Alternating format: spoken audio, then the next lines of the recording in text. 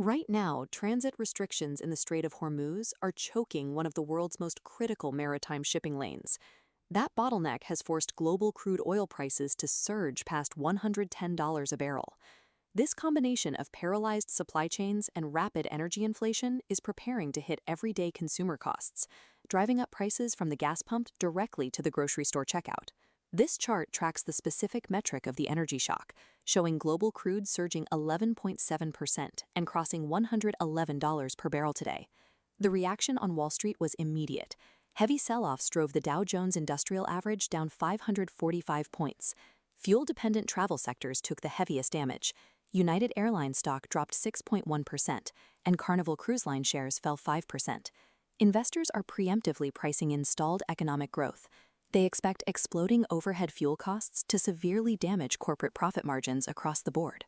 The United States confirmed today that its Middle East military operations will continue.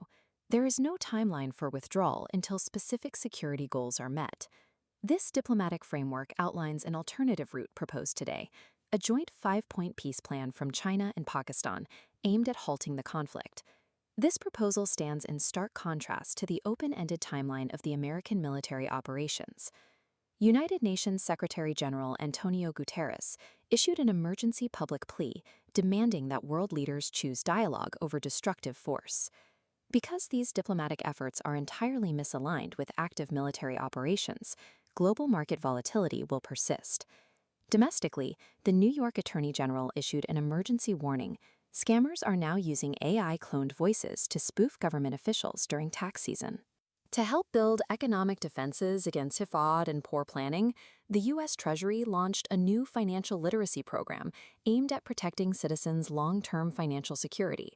Meanwhile, Waymo issued an immediate safety update, restricting its autonomous vehicles from entering school zones following a series of routing errors.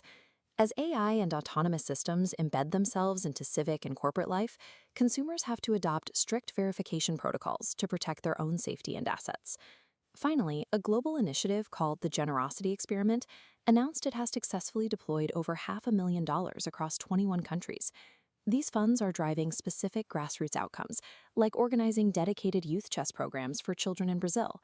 Despite macro-level economic shocks and geopolitical gridlock, targeted community actions continue to drive measurable, positive outcomes worldwide.